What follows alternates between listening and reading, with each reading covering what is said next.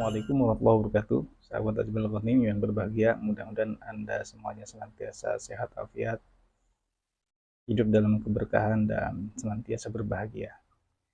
Baik, teman-teman sahabat Ajmal Ghanim, kali ini kita akan menyaksikan video Ustadz Adi Hidayat.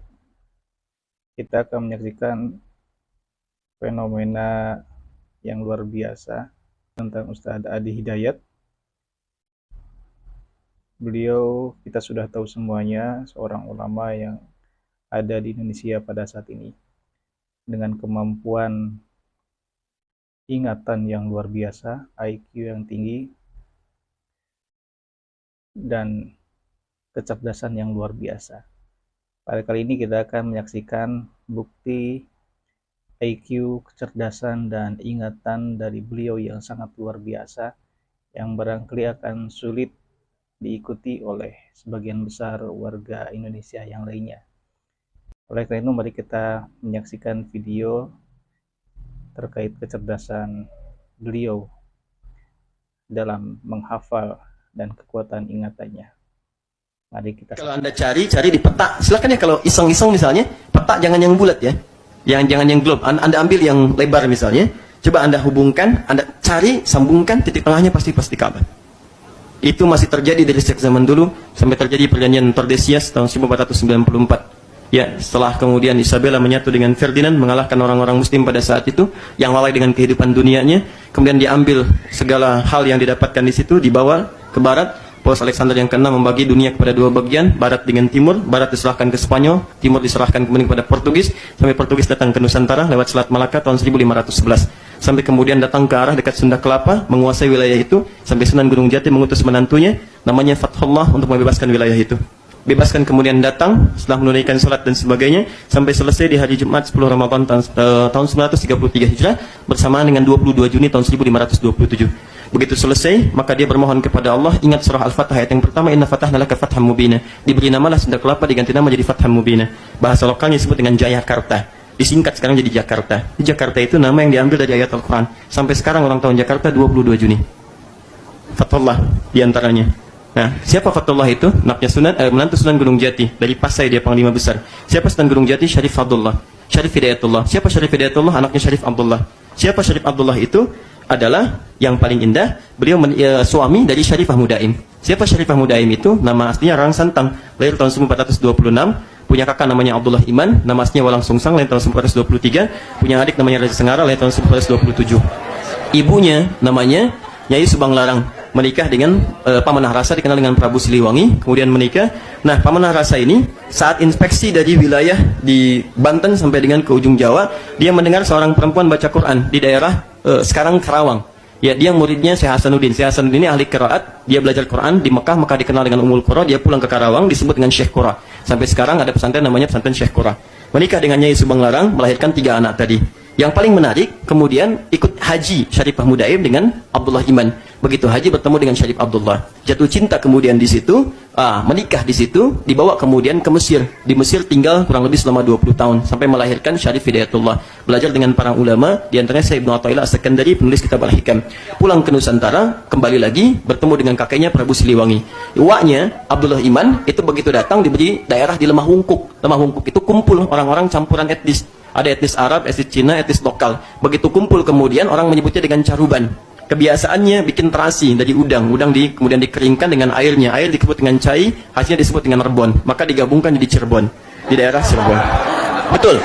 Kemudian carubannya itu ada sekarang di wilayah Lasem. Di kalau Anda naik dari Pantura sampai ke Semarang, Anda lurus, mau belok kiri, ada kemudian flyover, lurus, ada masjid itu sampingnya, Masjid Syekh Ahmad Jumadil Kubra, warnanya hijau, kubahnya emas. Di situ ada 3 gerai ATM, BNI, Mandiri, dan Siam Binaga. Lurus, belok kiri. Dari Semarang sampai ke Demak, Demak sampai ke Kudus, Kudus sampai ke Pati, Pati sampai ke Rembang. 10 menit dari Rembang menemukan Lasem. Lasem, sebelum Masjid Agung Lasem, sebelah kanan, sebelah kirinya ada pantai, namanya Pantai Caruban. Lurus, sebelah kanannya di situ ada Napak Tilas, saudara-saudari kita yang dari Cina pertama kali ke Nusantara, itu lewat daerah itu. Ya, lewat daerah itu, di Lasem duluan. Namanya Karangturi sekarang, ada di daerah itu. Lurus ke atas sananya, itu sekitar 10 menit, ada Pasujudan Sunan Bonang, naik ke atas. ya bertemu dengan kuncinya namanya Pak Abdul Wahid, dan dia terangkan ini begini sampai ke ujungnya. Nah, siapa kemudian Syarif Hidayatullah ini? Tadi keturunan dari bapaknya Syarif Abdullah. Siapa Syarif Abdullah? Saudaranya Maulana Ishaq. Siapa Maulana Ishaq? Maulana Ishaq itu adalah seorang ulama besar yang bahkan mendakwahkan Islam di Nusantara, melahirkan dua keturunan. Dua keturunan ini yang kelak nanti dua-duanya bersaudara mendirikan dua ormas besar. Satu Kiai Haji Ahmad Dahlan, kedua Kiai Haji Muhammad Hashim bin Asy'ari. Itu dua-duanya keturunan Maulana Ishaq. Kiai Haji Ahmad Dahlan bin Kiai Haji Abu Bakar bin Kiai Ilyas bin Kiai Sulaiman bin Demang Jurang Juru Kapindo bin Demang Jurang Juru Sapisan bin Kiai Gerbek bin Maulana Ishaq.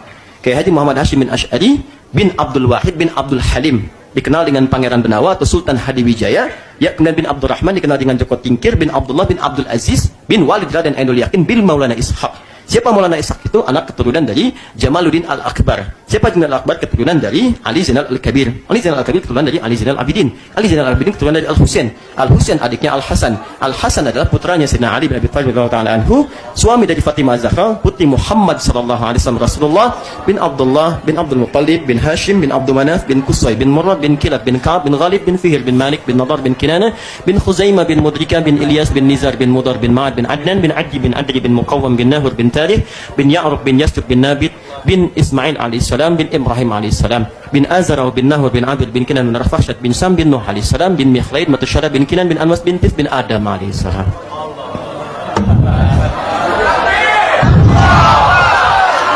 Ulangi.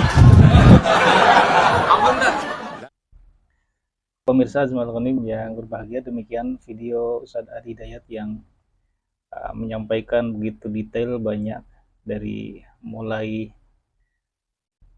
penamaan atau asal muasal nama Jakarta sampai kemudian dirunut ke atasnya, sampai kepada di antara Wali Songo, dan kemudian dirunut kemudian sampai ke atas sampai ke Nabi Muhammad SAW.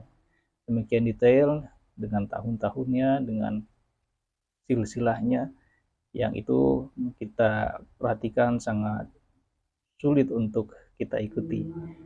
Inilah bukti kecerdasan, kekuatan ingatan dari Ustadz Hidayat yang Allah anugerahkan kepada beliau, dan kita semuanya mengaguminya. Dan harapannya tentu saja anak-anak kita kelak akan mempunyai kekuatan ingatan sebagaimana kekuatan ingatannya Ustadz Hadi Hidayat pada saat ini, yang sangat membuat kami terkagum-kagum.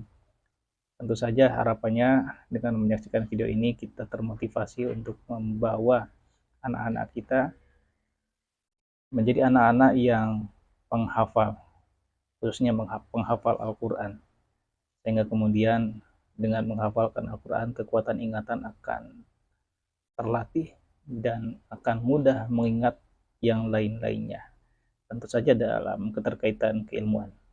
Mudah-mudahan bermanfaat, sahabat Azmal Ghanim. Semoga Anda semuanya tetap berbahagia dan sehat selalu, panjang umur dalam kebaikan dan ketaatan. Assalamualaikum warahmatullahi wabarakatuh.